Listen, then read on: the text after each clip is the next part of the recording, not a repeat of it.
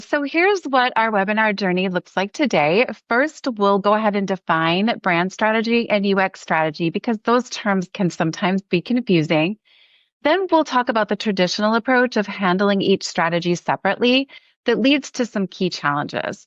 We'll share what the combined UX and brand strategy process looks like and the benefits of a united approach, and we'll highlight some real client examples. Then we'll wrap up with key takeaways and Q&A. So let's go ahead and get started. So we'll start by defining what we mean again when we talk about brand strategy and UX strategy, because they're often misunderstood or people tend to use different definitions for them, more so probably on the brand strategy side than on UX, but it happens on UX as well. So I'll go ahead and start with brand strategy. So people usually think of brand strategy as this, which is visual brand identity. So things like your fonts, your imagery, your icons, your colors, your design elements overall, your logos, all of those design aspects of bringing a brand to life from a visual standpoint. It's the really fun and creative stuff that so many of us marketers absolutely love, and so we gravitate toward it. But visual brand identity is actually an outcome of brand strategy, and this is often where the confusion comes in. So your brand strategy should always dictate your visual design. And that's really because brand strategy is all about determining how to competitively and authentically position your organization in the market and how you differentiate yourself from competitors in a way that really positively influences perception with your target audience, all of course with an eye toward achieving your business goals. So developing a solid brand strategy really involves a lot of research with your customers, your employees, leaders, partners, other key stakeholders throughout the organization and externally to really understand current brand perception and then how that brand perception either does or does not align with your business strategy. So you may have heard of things like terms such as brand essence, brand promise, taglines, of course, brand architecture, terminology like that. Brand strategy involves the creation of all of those various elements, which again always should be based on research and data. And then once your entire brand strategy is defined, it lays a solid foundation for your overall marketing and communication strategy. And it ensures that you're positioned strategically in the market, that you're crafting the right kind of unified messages, that you're building a compelling visual brand identity that will resonate with your target audiences and really help drive those positive perceptions. And this graphic does a really nice job of explaining the differences. I really like it. It's a great way of explaining the differences between business, brand, and marketing strategy, which is really helpful because all of these get confused pretty often as well. But again, the biggest confusion we really see is with brand strategy just being defined as visual brand identity. And they are two separate, but of course, related things. So the easiest way and how I like to think about brand strategy is to really think of it like your organization's North Star. So when it's done well, it really defines who you are as an organization and positions you effectively in the market to drive those positive perceptions. And great brand strategy, again, should always be based on research and combine current brand perception and market opportunity with a really deep understanding of your customers' needs. And then your brand strategy then guides the development of your visual brand identity. So visual brand identity is an outcome of brand strategy, but they aren't the same thing, which is again where most of the confusion comes in. So the easiest way to think about brand strategy is again, think of it like a guiding North Star for your organization. And I'll go ahead and let Caitlin jump in to define UX strategy next. Yeah, thanks, Jamie. So UX strategy or user experience strategy, we'll probably just refer to it as UX from this point forward, gets thought of a lot of the same ways. So when we think about user experience on a website or in an app or whatever we're looking at from a user experience perspective, we often think first about the interface. We think about how things are organized, what colors are being used, what that structure is when we actually get in there, because it's the part of a website that we can actually see. It's the part that we interact with. It's the part that, it comes to mind when you think of a website is what it looks like, what the buttons are, where content is on the page. And that's important. That's an important part of user experience. It's the part that, users actually interact with. But I think what gets forgotten about user experience is everything that comes before that point. Just like brand strategy, user experience and UX as a whole is really built on data. Without being able to use that data and to do that type of research to better understand what these things are, what types of research we need or what types of content we need to build that site, what type of data is behind what users need in terms of the site as a whole, that's going to be really what drives what that design actually is. So making sure that we have the time to go and do the thorough UX research. I'm a little biased as a UX researcher, but making sure we have all of that data is really what sets up the design for success. Really, the best UX combines both research and design together. And that's because at the end of the day, UX is user experience. And we need to make sure that we get that user perspective first and we understand what those users need from us in order to build a site that really addresses those needs.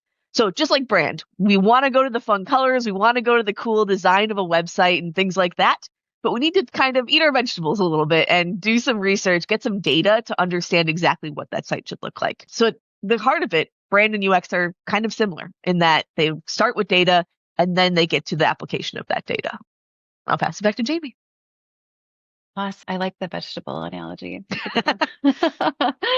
All right. So let's go ahead now and take a look at how brand and UX strategy have typically been handled as separate and distinct projects from each other. And that will really help set the stage for the rest of today's presentation. Mentioned, it's really interesting that they are done separately because they do have very similar goals. They both prioritize the user. They both aim to understand user needs. They both use research heavily to uncover what customers and users truly value and want from a brand. And they both focus on enhancing the experience, so providing value at every touch point, reinforcing those positive brand perceptions. So they have much more in common than is perhaps readily apparent. So if that's the case, why do they usually end up as separate projects? Well, there are a few reasons. For one, brand strategy is just really an older discipline than UX strategy. So they're often thought of separately just for that reason alone. But if you dive into the details, the picture becomes even more clear. So to start, there are typically different project triggers. So brand strategy often comes into play when there's a leadership change. Maybe there's a new business strategy that's being pursued. Perhaps there's a merger or acquisition situation. You might be offering new products or maybe entering an entirely new business vertical. And sometimes it can just be due to a damaged or poor reputation. UX strategy, on the other hand, is really triggered by website or digital triggers. So things like traffic and engagement declines, poor user feedback, site search data that might indicate issues, and other related digital triggers. And there are also usually different teams involved in these projects. So brand initiatives tend to be a little higher level with executive involvement, whereas UX projects don't usually bubble up quite that high in the organization. They usually tend to stay contained within marketing, maybe the web or UX team, perhaps customer experience, or maybe even IT is involved, or a combination of all. And then each of these areas also tend to be funded through different budgets. So brand work typically comes from marketing budget, maybe a brand marketing budget, communications, or can also come from executive budgets. And UX projects typically are funded either through marketing, maybe a UX budget if there's dedicated UX team, possibly IT, or again, customer experience budgets as well. And then there are usually different leaders involved. Brand projects are generally led by marketing and communications. They can even be led or co-led at the executive or leadership level. UX strategy tends to be led by marketing, maybe UX, IT, customer experience again, which not surprisingly aligns with the budgets that are being used to fund the work as we just looked at. And then there are usually different internal stakeholders involved. So you can really see a pattern developing here with, again, brand initiatives tending to have that higher level exposure organizationally. Typically, they have executive involvement, whereas UX projects just often don't rise that high in the organization. They usually stay within marketing, perhaps customer experience again, or IT, or maybe a combination of all of them.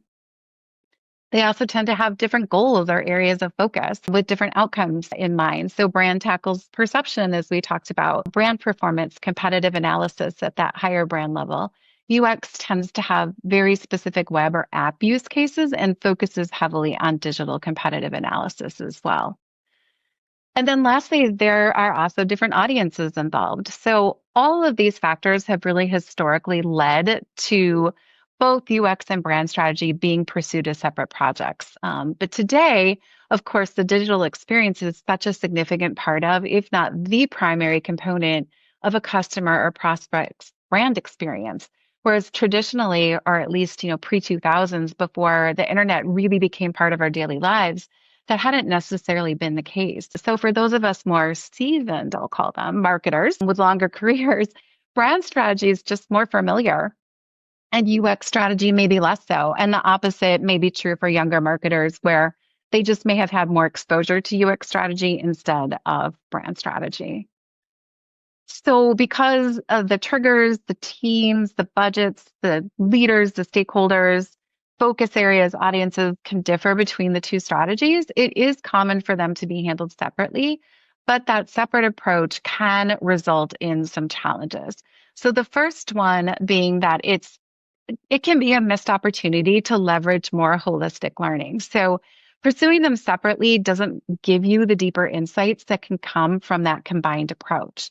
And that can result in missing things such as brand intelligence that the UX team might uncover, or user issues that don't get uncovered during brand strategy research, but that end up being incredibly critical to being able to drive brand perception and lead to more increased conversions in business.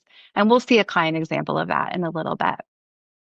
Second, the data and insights that are uncovered during the research phases of each strategy may just remain only with the team that was directly involved and not shared again for the benefit of others across the company. And of course, the more information that can be shared organization wide, the better chances your organization has of achieving its overall goals and objectives. And that lack of information sharing can then, of course, lead to a subsequent lack of being able to take action on those learnings. And that can result in a less than optimal user or customer experience.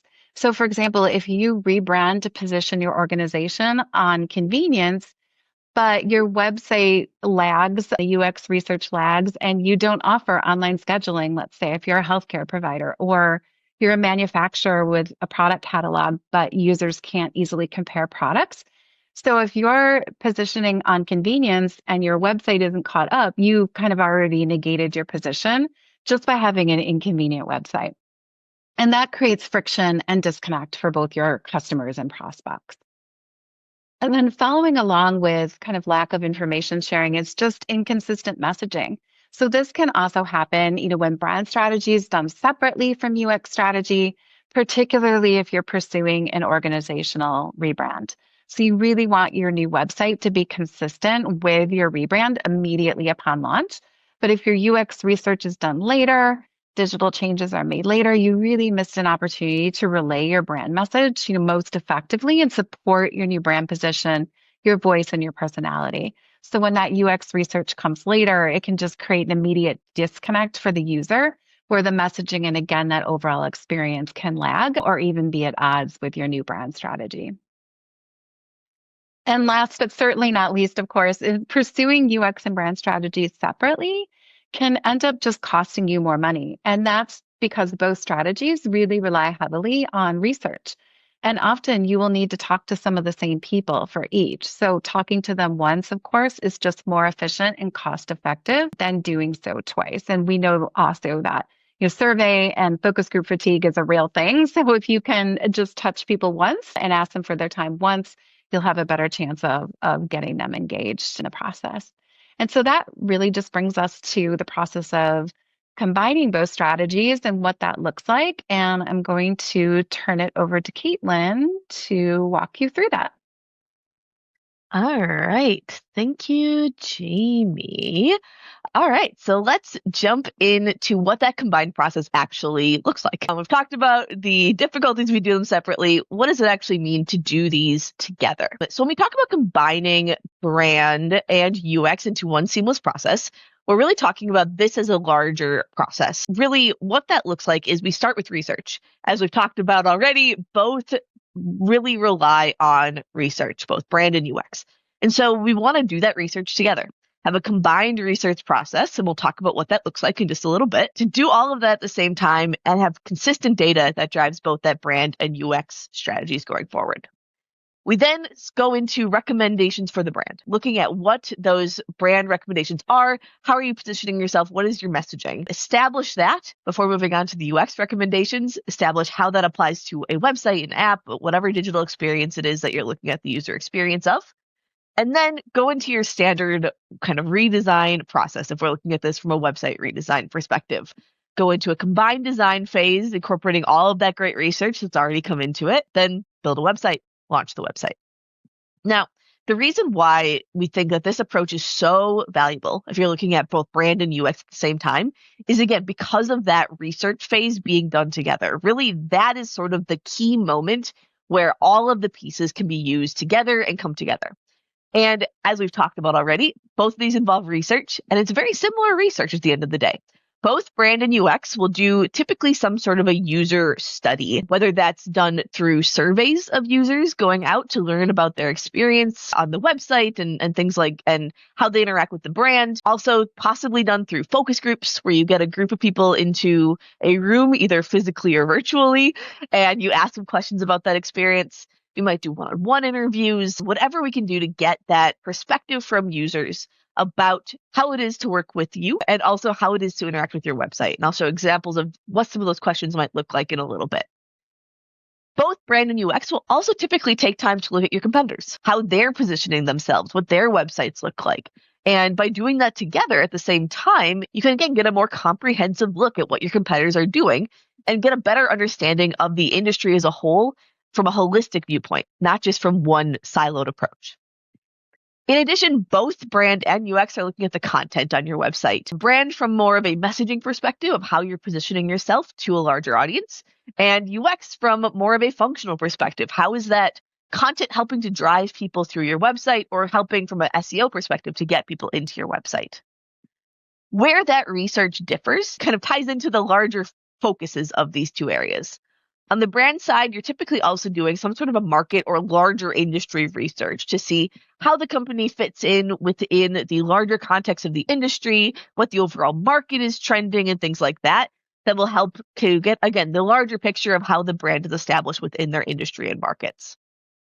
On the UX side, we're looking at things like the actual performance of the website, what pages people are going to, how long they're staying on pages, what they're interacting with. On the same side, we're looking at things like heat maps, which show hot and cold zones and where people are clicking on pages or how far down the page they're scrolling. We're also looking at search engine optimization, how Google is treating the website. So again, we're looking at it more from a web perspective versus a larger brand perspective. But so much of that research is done by both groups and is really very similar at the end of the day. Now, if we focus on that overlap just a little bit more, again, a huge part of that is those user experience or user questions as a whole about their experience with the brand. Now, where the brand and UX research differs a little is what types of questions are asked. On the brand side, you're asking things like, what are the top 3 adjectives you would use to describe the company, whoever it is that we're learning about? We might also ask about things like, if they no longer existed, what would customers miss that competitors couldn't replicate? Or what factors are most important in your decision to work for them or work with them on your projects? On the UX side, again, we're taking that more website-focused approach. So when you're going to their website, what are you trying to do? Or how easy is it to find information on the website? What changes or improvements can be made to the website? While, again, they're very different, if we were to do these types of research and ask these types of questions separately, we'd be missing out on a whole another subset of questions that could be useful. On the brand side, it's helpful to know when someone's coming to their website, what they're trying to figure out and what they're trying to do, because it can be helpful in understanding what mindset someone's coming into when they're interacting with the company and kind of their general impressions that the website might give them from a larger brand perspective. On the UX side, it's helpful to know some of these branding questions because it might help us to identify what content to put on the website or how to prioritize different pages and things like that. So really having both perspectives within that research only helps both sides even more by giving you that larger perspective on what users' opinions are and how they feel when working with a company. All of this leads to those recommendations, and that's where that recommendation phase, things start to differ. We always start with brand recommendations because it's a great baseline that we can build off of. Again, Jamie mentioned that brand is sort of your North Star. It's who you are, how you're trying to represent yourself, what's the personality you're going to give forward, how are you positioning yourself within the industry and among competitors, Who are you and what are you trying to, how are you trying to showcase yourself within the market to your customers? And we really need to know that before we can go over and start building a website. Before we can establish what that content is, how those pages are laid out, we need to know who you are and what it is that you want to accomplish from a larger industry-wide perspective.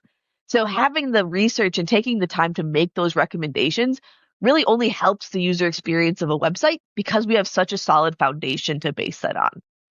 Really, the best thing that we can do, and the reason why we are so pushing forward and think this is such a valuable thing to consider, is that it makes a very consistent approach based on data, based on consistent data, based on in-depth data, because we're taking the time to look at it from multiple perspectives. It really does just create a better end products, both digitally on your websites, but also just holistically across your entire marketing efforts.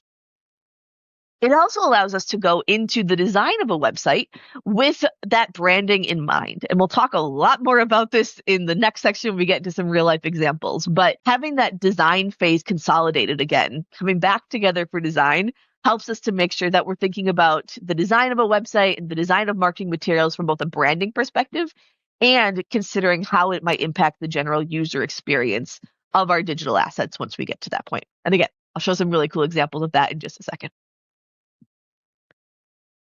So we've talked about what that process is. Let's see why it's valuable, both from a more theoretical perspective, but also using some real life examples of people that we've worked with to show how much value that it can provide once you actually start applying this to real websites and real kind of branding strategies as a whole. So we like to talk about, we've talked a lot about looking at things holistically, but let's talk about it in the sense of how this fits in with your overall customer journey. Now, we used to talk about the sales process for most industries as a sales funnel, right? There's step by step, slowly wheedling them down until they get to a purchase. Well, the sales funnel of yesteryear is really a helpful thing anymore. Today's sales process is much more like a tornado, with people jumping much deeper into the process and jumping back out again and using so many different, both offline and online tools to help make their final decision of whether they want to reach out to you. And the great thing about combined UX and brand research process is it helps account for that.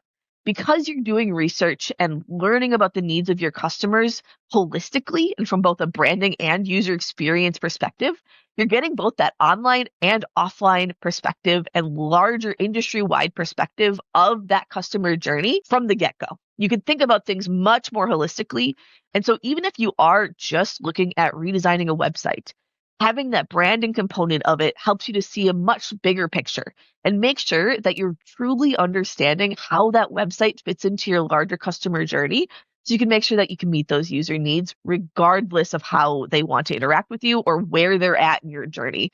Whether they're at the top of the tornado, at the very bottom of the tornado, or kind of jumping from side to side, you can make sure that you better understand what they need from you and how to best reach out to them. Another big thing, if we think about just the research side of things, is the true just efficiency you gain from doing this. So you mentioned the cost savings. A big thing, a part of that, and the reason why there is so many cost savings with this is because you're doing only one touch point for your user research. User research, whether that's surveys, focus groups, interviews, is costly, both from a investment in monetary time aspect of things, but also time-wise. It's a lot of effort to go out and set up interviews with individual users, to reach out via surveys, to understand that survey data, to make sure that you're accounting for every audience. It's a lot on both you and your customers to ask for. So the fact that you can do a lot of that in one swoop, that you can get your branding research, your UX research, maybe some product research done at the same time, is going to help reduce some of that fatigue on your customers and help you get better data at the end of the day as well.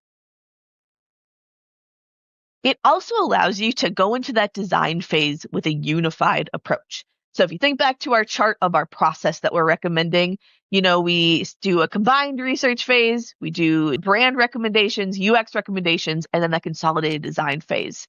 And that consolidated design phase is so important that you have all of that previous data and all of those previous recommendations that go into that design. Now, we started off this webinar talking about the common misconceptions about brand and UX, how in both cases, a lot of times that focus starts with design. It's the thing that you can see. It's the fun part. Though I'm a vegetable lover. I love data, so I'm probably a little bit of the anomaly there. It's the part that you can see and feel. And if you don't go into that part with a holistic view of your data, you're going to get something that looks nice but isn't effective. And the great thing about having both brand and UX research when going into that design phase is, again, you're thinking about it from that larger approach. On the brand side, you're going to be thinking about how those colors might impact your brand. What is the feeling that you're trying to get off from a branding perspective, and how might that apply to the colors that you use and the photography and the iconography, and how do you build that brand presence through the design? On the UX side, we're combining that with the practicalities of building something on the web. It's really tempting to think about things from an offline perspective and how things would look good on paper. It's typically how branding work has been done in the past. But with this combined approach, we can make sure we're considering things like accessibility, making sure that anyone, regardless of visual capabilities or just general web usage, can understand and read and interact with your website easily. We're also going to think about things like how this applies to the web in terms of just ease of use, making sure that the fonts chosen both represent the brand, but are also, Google fonts that can be very easily applied to a website, for example. Thinking about how the iconography might be used on a website that would impact the brand and might showcase the brand. Same thing with photography. So it makes you make sure that you are thinking about things both from what the brand needs to shine, but also what the website needs to be practical and, of course, look nice at the end of the day. Let's talk about some real life examples of this. So we've talked about very theoretical. Let's see how this actually applied. This is a really great example of how that combined brand research can impact the website, at the end of the day takeaways. In this project, this was a manufacturing client of ours. And one thing that came very clearly out of the brand research was the need to highlight the team members. A lot of the research of the things that mattered the most when interacting with this company was the talent of the team, was how competent they were, was how much experience they had, and how that was such a huge thing that people cared about when working with them, that they really enjoyed the team that they worked with. And this was something that not a lot of their competitors were doing. They weren't highlighting how important their team was. So we had some brand recommendations that centered on amplifying that message, showcasing the team members, their insight, and how important it was that you had that great team behind you at the end of the day. On the website side, having that recommendation, we created a team page. We highlighted some of those team members, highlighted their experience on the website itself. Also, through the imagery of the site, we were able to do more pictures of the actual team members of the organization at work, highlighting those team members immediately, both in text form, from someone can actually go on the page and learn about those team members, but also just sort of intuitively through the design of the site, showcasing the team and the photography. So it's a really clear example of brand recommendation leading to website output and how that brand can span across into the website experience. Another great example is this project. Now, in this project, we had two traditionally separate organizations that were owned by the same parent company that through the brand research, we determined needed to be combined into one simple, consistent brand. Instead of being treated as two separate organizations, they would now kind of go forward from a branding perspective as one consistent message, one consistent organization. Now, within all that research, that's a great, that's a big approach, right? It's a big change to go from two separate companies to one combined company. And if we hadn't gone through that branding research, had all of that branding recommendation, on the UX side, we wouldn't have focused on that. We wouldn't have asked about should those brands be combined. We would have asked about the experience on their websites and how to build a site that best meets the needs of both customers separately versus considering them together. So by the time we finished those branding recommendations, we had this recommendation of a combined approach.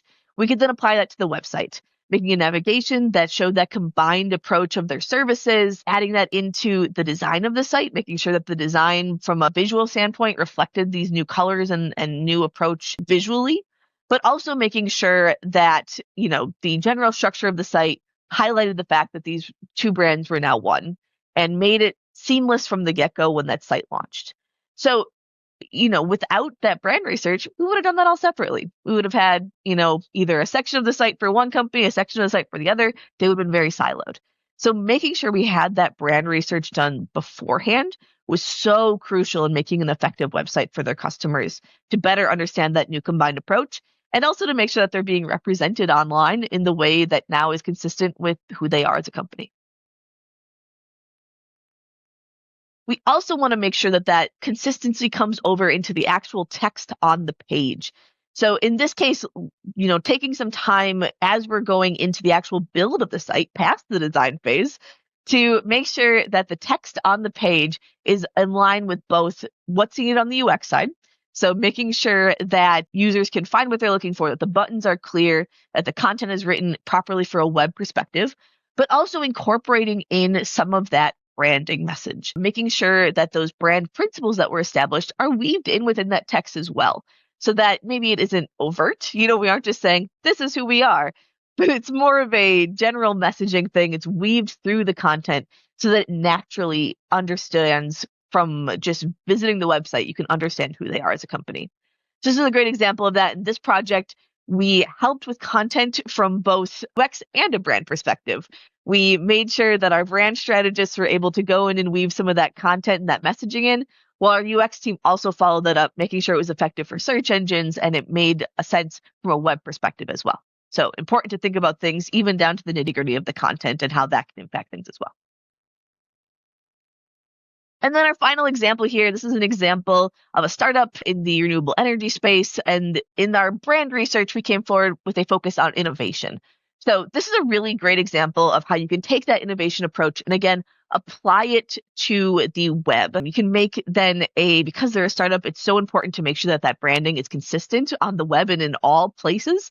So making sure that the web presence also reflected all of that branding, making sure that even the design of the site really enhanced that as well. While I'm here, I wanted to take a minute to talk about the fact that, we've talked a lot about, launching these things together and the importance of doing all of these things consistently and at the same time. And while there is a ton of value in doing all of this work simultaneously, there is still a lot that can be done if you do this in a more phased approach.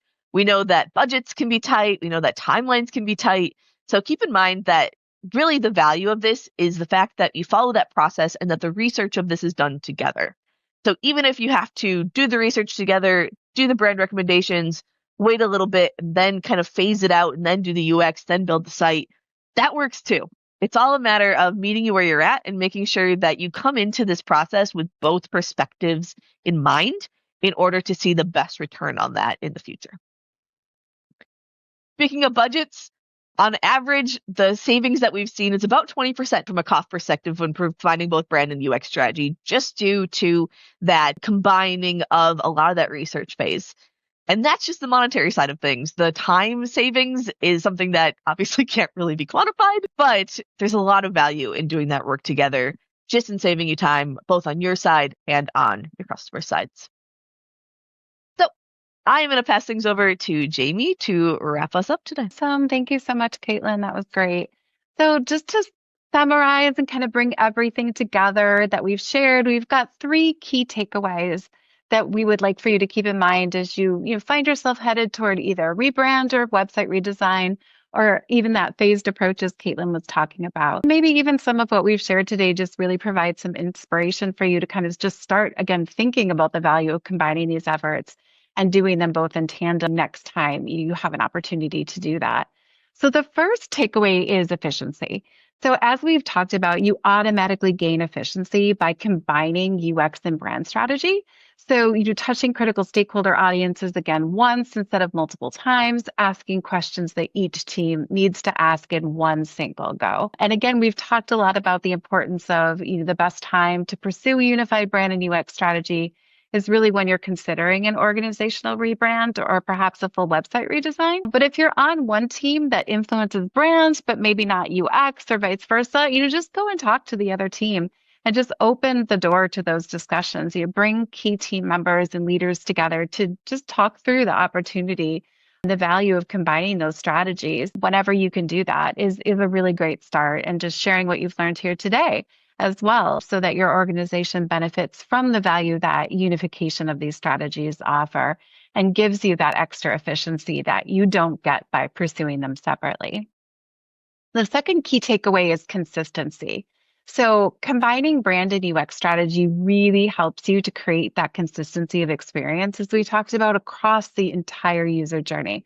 So, really telling that unified story across all of your different brand touch points, supporting your brand positioning. That's all really critical to today's marketing success. Combining both brand and UX really allows you to see that journey again more holistically so that you can create that more consistent experience for your customers and prospects. And then lastly is impact. So today's marketing and business success, again, it really hinges on providing a really seamless, frictionless, consistent customer experience across all of your brand touch points. And the unified brand and UX strategy approach really gives you greater control across that customer journey, as Caitlin was mentioning, across all of those touch points, and really helps you engineer the overall experience more effectively. So instead of developing brand strategy that maybe doesn't effectively trickle down to your website or your digital experience, or maybe doing UX research that doesn't ultimately inform your brand, instead you can do both together and make a much bigger go-to-market impact. And with that, I will go ahead and turn things back over to Jim for our Q&A. Thanks, guys. I appreciate it very much. Great information, and thank you for thoughtfully explaining that. We do have a couple of questions that were pre-submitted as registration is underway. Last call for anybody who wants to submit a question right now. We can still probably take that. But let me tee up these two questions we got ahead of time. The first one is, do you have any tips for starting UX and pitching those concepts to a skeptical leader? Also add that investment concerns might be part of the equation, or never doing anything like this before. So does that make sense?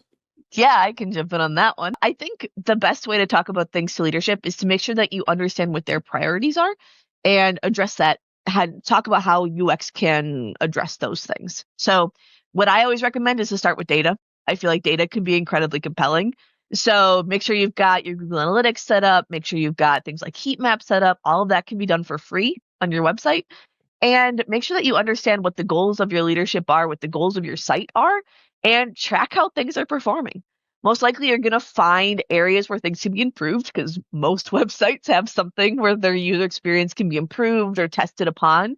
Understand what that is, make sure you have an understanding of what they're looking for, and come to them with the data that shows that this is necessary.